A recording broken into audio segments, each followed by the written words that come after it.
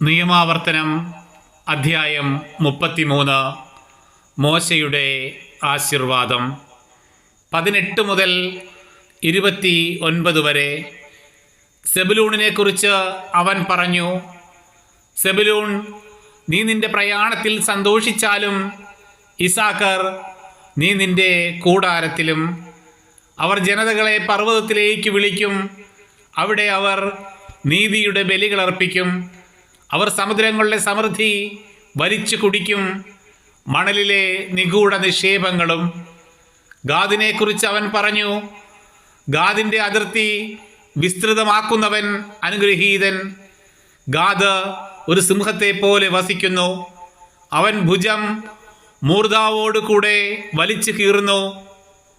അവൻ നാടിൻ്റെ ഏറ്റവും നല്ല ഭാഗം സ്വന്തമാക്കി.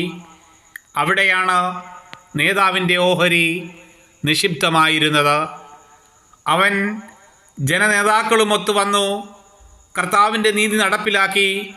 ഇസ്രായേലിൽ അവിടുത്തെ കൽപ്പനകളും നീതിവിധികളും. ദാനിനെക്കുറിച്ച് അവൻ പറഞ്ഞു: ദാൻ ഒരു സിംഹക്കുട്ടിയാണ്, അവൻ ബാഷാനിൽ നിന്ന് കുതിച്ചു ചാടുന്നു. നഫ്താലിയെക്കുറിച്ച് അവൻ പറഞ്ഞു: നഫ്താലി പ്രസാദത്താൽ സംതൃപ്തൻ, ദൈവത്തിൻ്റെ അനുഗ്രഹം കൊണ്ട് സമ്പൂർണൻ. കടലും ദക്ഷിണ ദിക്കും നീ കൈവശമാക്കുക. ആഷേറിനെക്കുറിച്ച് അവൻ പറഞ്ഞു: പുത്രന്മാരിൽ ഏറ്റവും അനുഗ്രഹീതൻ ആഷേറായിരിക്കട്ടെ, സഹോദരന്മാരിൽ പ്രിയങ്കരനും. അവൻ തൻ്റെ പാദങ്ങൾ എണ്ണയിൽ കഴുകട്ടെ. നിന്റെ ഓടാമ്പൽ ഇരുമ്പും പിത്തളയും, നിന്റെ ആയുസ്സോളം നിന്റെ ശക്തിയും.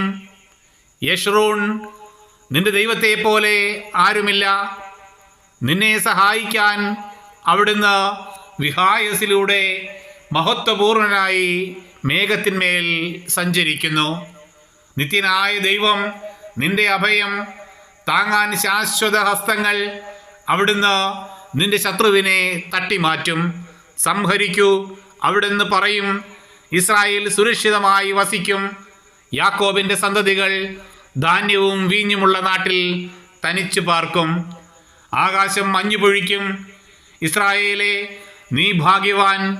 നിന്നെ സഹായിക്കുന്ന പരിചയും നിന്നെ മഹത്വമണിയിക്കുന്ന വാളുമായ കർത്താവിനാൽ രക്ഷിക്കപ്പെട്ട നിന്നെപ്പോലെ മറ്റേത് ജനമാണുള്ളത്?